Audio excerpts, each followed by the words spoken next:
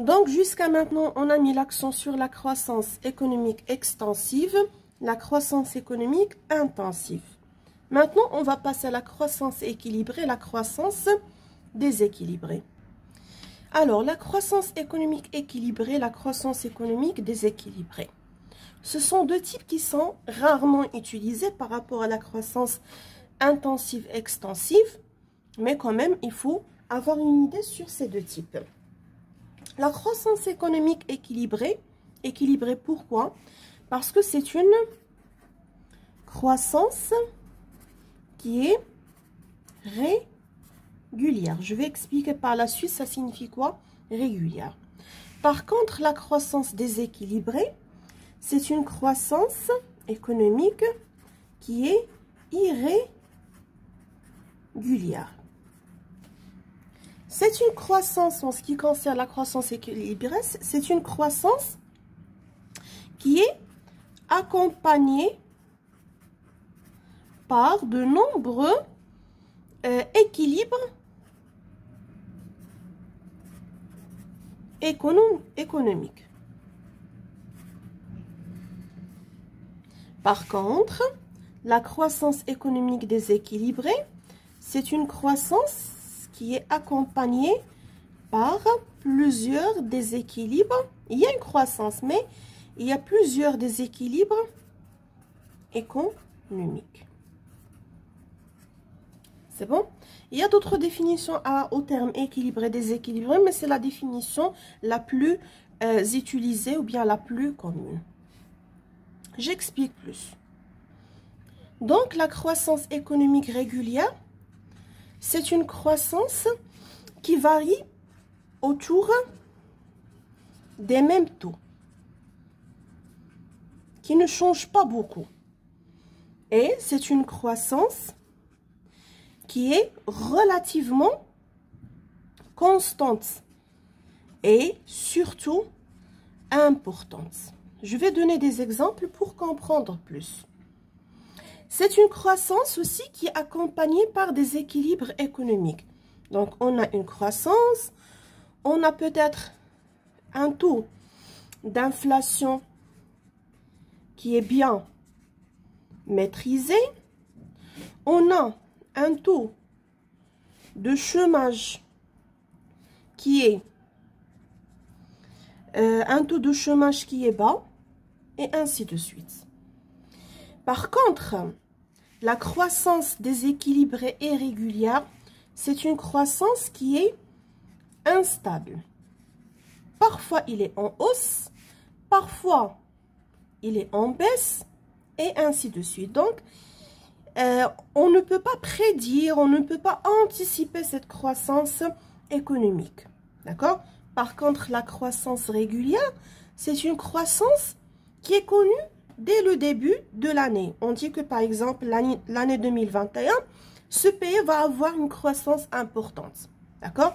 Par contre, la croissance irrégulière, et si je prends le cas du Maroc, pour moi, c'est une croissance irrégulière. Pourquoi? Parce qu'il faut attendre l'hiver pour voir est-ce qu'il y avait de la pluie en quelque sorte. Est-ce que les aléas climatiques vont permettre au Maroc de réaliser une bonne situation agricole et donc une croissance qui est importante ou pas. S'il y a de la sécheresse, automatiquement on ne va pas avoir une croissance économique. Donc on ne peut pas prédire dès le début le niveau, bien la situation de cette croissance économique. Parfois, par la suite, je vais donner des exemples plus concrets. Donc, c'est une croissance qui est instable. C'est une croissance, en général, une croissance qui est en baisse. Donc, c'est une croissance, si je veux ajouter ce que je viens d'expliquer, donc c'est une croissance qui est improbable. Ça veut dire qu'on ne peut pas la prévoir dès le début. Par contre, cette croissance régulière, c'est une croissance qui est probable. D'accord?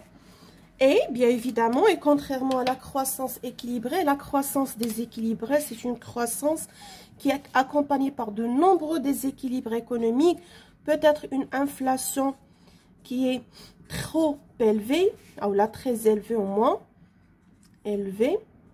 D'accord? Peut-être un chômage aussi qui est élevé. D'accord? Donnons des exemples. Alors, les exemples que je vais donner, ce sont des exemples de deux pays, soi-disant des pays relativement développés pour mener des comparaisons qui sont justes. Je ne veux pas donner un pays qui est sous-développé avec un pays qui est développé. Donc, en ce qui concerne la croissance équilibrée, j'ai choisi le cas de la Chine. La Chine est de 1979 à 2011, elle a toujours réalisé une croissance économique qui tourne autour des 10%. Parfois même, il a dépassé les 10% pour arriver à 11,5%. Mais après, il y avait une baisse, mais de la période de 1979 à 2011, il s'agissait d'une croissance équilibrée. Mais bien évidemment, et pour être honnête, je vais donner d'autres chiffres. C'est juste pour avoir une idée sur la situation réelle de la Chine. Alors, après la crise sanitaire, la Chine, il a connu une baisse de son taux de croissance économique. C'est normal car il y avait un confinement au niveau de ce pays-là. Et donc, la croissance, même s'il a tombé, il était de l'ordre de 6,8%. Il n'y avait pas une croissance négative ou bien une récession. D'accord? Alors, et en 2021, les prévisions des autorités chinoises, ils disent que l'année 2021 va se terminer sur un taux de croissance économique qui est vraiment exceptionnel et qui va être peut-être de l'ordre de 18,3%. Donc, on a dit que la croissance équilibrée, c'est une croissance qui est accompagnée, qui est régulière, qui tourne autour des mêmes taux. Mais aussi, je termine ici la Chine, mais aussi c'est une croissance qui est accompagnée par de nombreux équilibres économiques. C'est le cas toujours de la Chine, avec une inflation qui est toujours bien maîtrisée et qui est pour 2021 à peu près 0,8%. D'accord? Et un chômage qui est relativement bas et qui est de l'ordre de 5,3% de la population active, bien sûr. D'accord? Et même en 2020, ce chômage, il a connu une baisse de 0,2 points. Alors, revenons maintenant à l'Espagne. L'Espagne, c'est parmi les pays de l'Union européenne. C'est un pays membre de l'OCDE. Et donc, c'est un pays qui est relativement développé. Mais sa situation économique ne dit pas ça. Donc, l'Espagne, il a connu, et depuis la crise 2008, et donc de 2009 jusqu'à 2011, son taux de croissance était négatif. Et donc, il était aux alentours de 8,8%. C'est un taux de croissance qui est vraiment très, très, très bas. Et même en 2014, ce taux de croissance, il a augmenté, mais il n'a pas fortement augmenté. Donc, c'était de 3,8%. En 2020, suite à la crise, ce taux de croissance, il a fortement baissé pour arriver à moins 17,8%, surtout avec les mesures de confinement. En même temps, l'Espagne, il a connu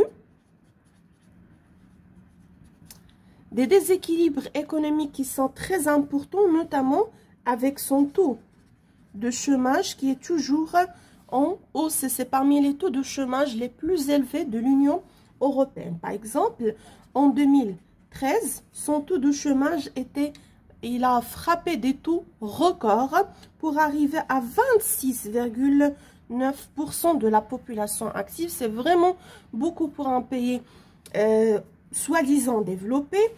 Et en 2020, avec la crise de la Covid-19, son taux de chômage, il est arrivé à 16,17% de la population active. Et donc, on peut dire que la croissance économique chinoise, c'est une croissance qui est relativement régulière, équilibrée. Par contre, la croissance économique espagnole, c'est une croissance déséquilibrée et irrégulière.